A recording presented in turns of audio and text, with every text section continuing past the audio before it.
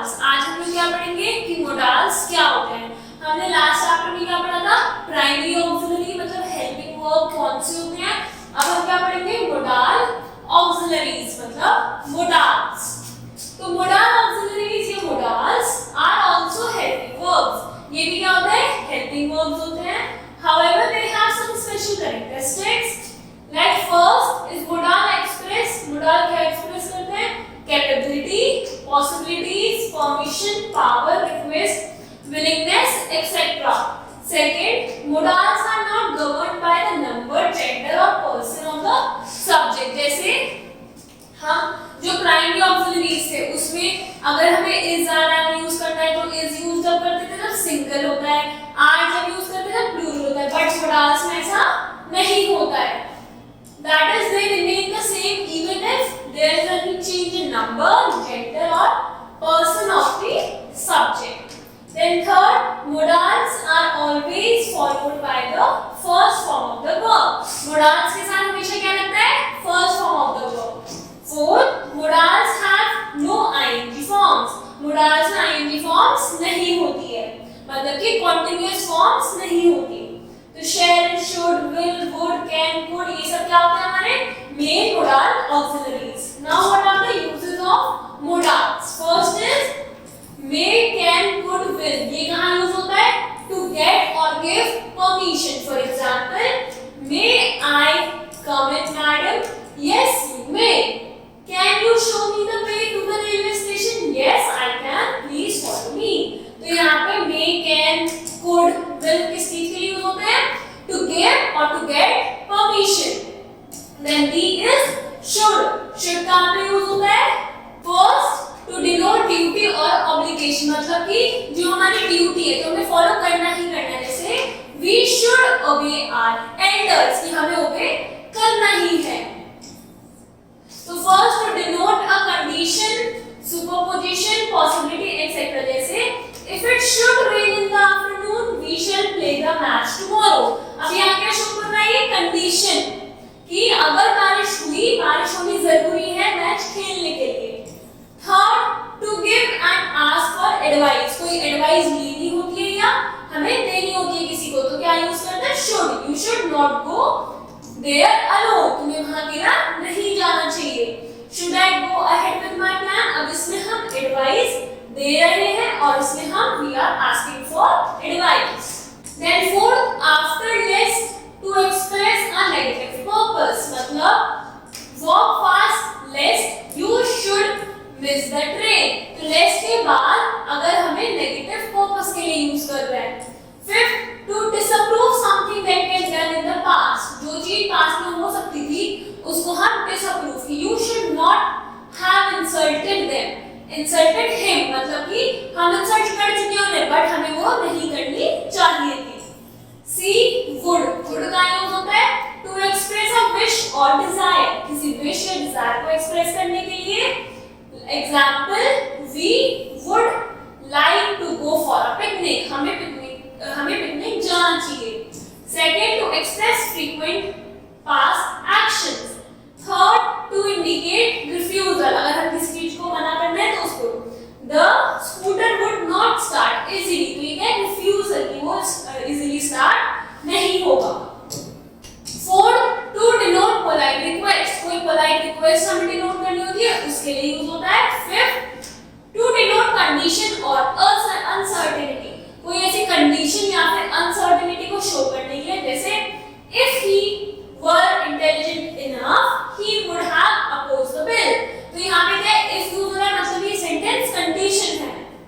D, may का use होता है first to give permission, second to express a wish, permission देने के लिए या फिर हमको अपनी wish express करनी है उसके लिए। For example, may her soul rest in peace. Third, to express a purpose. कोई purpose होता है उसके लिए कि we eat that we will live. तो यहाँ में क्या लग रहा है, purpose define कर रहे हैं किस चीज का, कि हम खाते क्यों हैं, जिससे हम जिंदा रह सकें। Then fourth, to denote possibilities. कोई भी possibility होगी उसको denote करने के लिए हम क्या यूज करते हैं, may. He may be here at any moment. वो यहाँ पर कभी भी आ सकता है। E, mind. first to denote a remote possibility that is weaker than may. मतलब मे में पॉसिबिलिटी थोड़ी ज्यादा हाई होती है, माइट में आके वो क्या होती है थोड़ी कम, जैसे ही might be in the past, वो शायद बाद में होगा। Second, to denote extreme politeness during a discussion, कोई डिस्कशन चल रहा है उसमें हमें पोलाइटनेस शो करनी है, जैसे might I be allowed to say something, मतलब कि कुछ कहना है आपको बट हम क्या ले रहे हैं, मैं परमिशन ले रहा हूं पोलाइटली कि क्या मैं कुछ कह सकता हूं। Third, to denote a gentle reapproach, मतलब कि you might have told me everything in advance, ये क्या है, एक जेंटल री-अप्रोच हो रही है किसी चीज के लिए, तो उसके लिए हम क्या यूज कर रहे हैं, might. Then use of can, could, need और डेयर, इनके क्या क्या यूज होते हैं, तो कैन कुड का यूज होता है, can and could are used to express probability that is some action और इवेंट इज पॉसिबल, मतलब पॉसिबिलिटी प्रोबेबिलिटी शो करने के लिए हम कैन और कुड यूज करते हैं। The news can be true, जो न्यूज है वो सच हो सकती है। We could win the match if we work together, हम मैच जीत सकते हैं अगर हम साथ में काम करेंगे। Second, can and could are used to express capability और power, he can climb a tree, ये क्या कैपेबिलिटी है, वो ट्री चढ़ सकता है। Third, can and could are used to give and get permission, ये भी इसके लिए यूज होता है, परमिशन देने के लिए और लेने के लिए। Now note, could is used for polite request also, जो कुड किसके लिए यूज होता है, पोलाइट रिक्वेस्ट के लिए भी होता है, जैसे could I have some more sugar in my tea, तो हम क्या कर रहे हैं, पोलाइट रिक्वेस्ट कर रहे हैं। Second is need, need कहाँ यूज होता है, it can be used both as main verb and auxiliary verb, मतलब ये helping verb की तरह भी यूज हो सकता है और हमारा main verb की तरह भी। First, as a main verb, need is used in the sense required, मतलब कि हमें कुछ चीज चाहिए, कुछ चीज required है, तो I need your advice in the matter. Second, as an auxiliary verb, need is used to express necessity or obligation, मतलब it does not have a past form and is used only in the present tense in interrogative and negative sentence, means जो हमारा need है वो कहाँ use हो सकता है, auxiliary verb means helping verb की तरह, to express necessity की जो चीज बहुत जरूरी है, ये किसके लिए नहीं होता, in past form में यूज नहीं होता, बस ये present form में यूज होता है, where in interrogative and negative sentence means you need not go there alone। अब you need, यहाँ पे need किसके लिए यूज हो रहा है, as a helping verb। not मतलब negative sentence, go मतलब हमारा ये हो गया main verb and in present tense। ये हो गया negative, interrogative means need he wait for him, ये क्या होगा, question। Then note, since need does not have any past form, the past is expressed with need have in interrogative and didn't have in negatives, मतलब need you have taken my cycle, तो ये किस में use हो रहा है, हमारा past tense में। फिर they need not मतलब didn't have such an old cow, तो ये क्या है हमारे, अगर हम इसको do not have any past form नहीं होती तो एक्सप्रेस कैसे होती है, need have से। Then see dare कहाँ यूज होता है, to denote challenge और डिफरेंस इन अफर्मेटिव सेंटेंस, मतलब कोई चैलेंज होता है तो उसको एक्सप्रेस करने के लिए पॉजिटिव सेंटेंस में हम क्या यूज करते हैं, dare means how dare you talk like this, तुम्हारी हिम्मत कैसी है ऐसे बोलने की, तो how dare you. Second, to denote venture and courage in negative sentences means you dare not tell him a lie। Then to make interrogative sentence, कोई interrogative sentence means question को हमें form करने के लिए, for example, does he dare to mean that you are a cheat, dare he say some such a thing to me।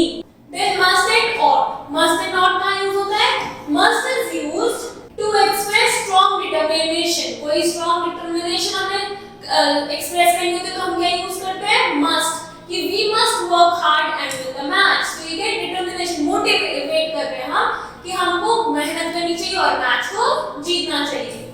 Second, to express necessity, compulsion और strong moral obligation, मतलब कि हमें ये चीज जरूर इम्पोर्टेंट है और ये जरूर हमें करनी चाहिए। We must obey the traffic police on duty. Third, to express certainty or strong likelihood, मतलब he must have reached home by now. तो ये क्या है कि हमें वो अब तक पहुंच चुका ही होगा, हमें पॉसिबिलिटी नहीं है, हम श्योरिटी के साथ कह रहे हैं। Fourth, to express duty, किसको ड्यूटी एक्सप्रेस करने के लिए, like we must help the poor and the needy. Then fifth, to express prohibition और command, कोई command होती है उसको एक्सप्रेस करने के लिए हम क्या यूज करते हैं, must. Then ought is always followed by an infinitive to, मतलब ought